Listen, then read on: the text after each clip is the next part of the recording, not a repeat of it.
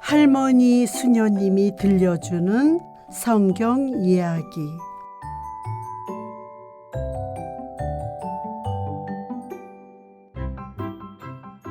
아홉째 재앙. 하느님께서 모세에게 말씀하셨어요. 하늘로 손을 뻗어라. 그리하여 어둠이 이집트 땅을 덮게 하여라. 모세가 하늘로 손을 뻗자 사흘 동안 짙은 어둠이 이집트 온 땅을 덮었어요. 사흘 동안 사람들은 서로 볼 수도 없었고 자리를 뜰 수도 없었어요. 그러나 이스라엘 자손들이 사는 곳은 어디에나 빛이 있었답니다. 이집트의 임금은 모세를 불러 말했어요. 너희는 가서 하느님께 예배드려라. 다만 너희 양떼와 소떼만은 남겨두어라. 어린 것들은 너희와 함께 가도 좋다. 그러자 모세가 말했어요. 임금님께서도 저희 하느님께 바칠 희생 제물과 번제물을 내주셔야겠습니다. 그리고 저희의 집 짐승들도 함께 가야 합니다. 한 마리도 남아서는 안 됩니다. 그 가운데에서 저희 하느님께 바칠 것을 골라야 하는데 저희가 그곳에 다다를 때까지는 하느님께 무엇을 바쳐야 할지 알지 못하기 때문입니다. 그러자 임금이 화를 내며 모세에게 말했어요. 나에게서 썩 물러가라. 다시는 내 얼굴을 보지 않도록 조심하여라. 내가 내 얼굴을 보는 날 너는 죽을 것이다. 모세가 대답하였어요. 말씀하신 대로 저도 임금님의 얼굴을 다시는 보지 않겠습니다. 열째 재앙의 예고. 하느님께서 모세에게 말씀하셨어요. 나는 이제 임금과 이집트의 한 가지 재앙을 더 내리겠다. 그런 다음에야 그가 너희를 이곳에서 내보낼 것이다. 그가 너희를 내보낼 때에는 아예 너희를 모조리 이곳에서 내쫓을 것이다. 백성에게 일러 남자는 이웃 남자에게, 여자는 이웃 여자에게 은부치와 금부치를 요구하게 하여라. 하느님께서는 이스라엘 백성이 이집트인들에게 호감을 사도록 해주셨어요. 그리고 모세는 이집트 땅에서 임금의 신하들과 백성의 눈에 위대한 인물로 보였어요. 모세가 말했어요. 하느님께서 이렇게 말씀하십니다. 내가 한밤중에 이집트 가운데로 나아가겠다. 왕좌에 앉은 파라오의 맏아들부터 맷돌 앞에 앉은 여종의 맏아들까지 이집트 땅의 맏아들과 짐승의 맏배들이 모조리 죽을 것이다. 그러면 이집트 온 땅에서 이제까지도 없었고 앞으로도 없을 큰 곡성이 터질 것이다. 그러나 이스라엘 자손들에게는 개조차 짖지 않을 것이다. 사람에게나 짐승에게나 그러할 것이다. 이는 하느님이 이집트인들과 이스라엘인들을 구분하였음을 너희가 알게 하려는 것이다. 이렇게 되면 임금님 신하들이 모두 내려와 저에게 엎드려 그대와 그대를 따르는 백성은 모두 떠나가 주시오 하고 말할 것입니다. 그제야 저는 떠나가겠습니다.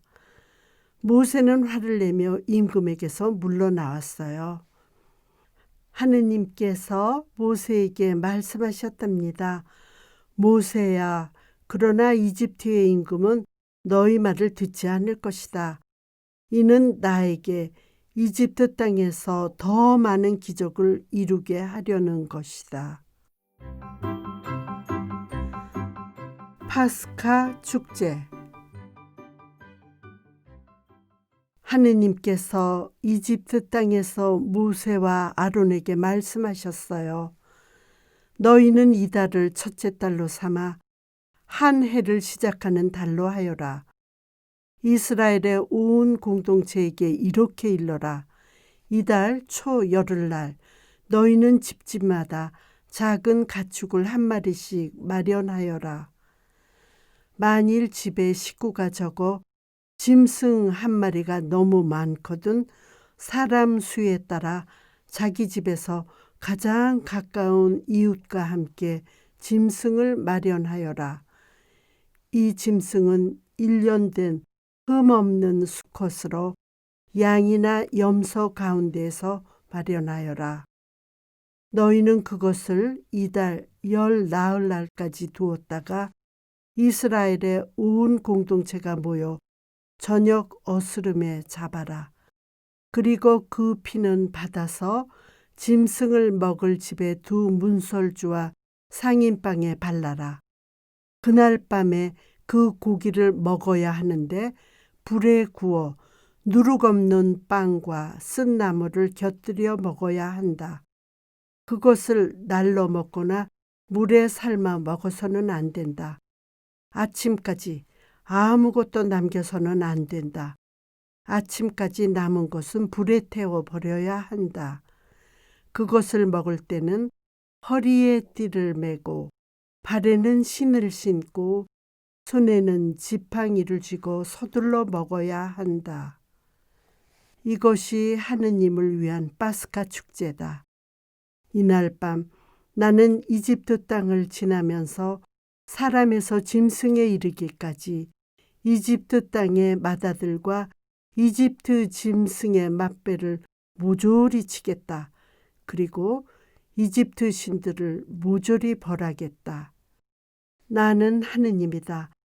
너희가 있는 집에 발린 피는 너희를 위한 표지가 될 것이다.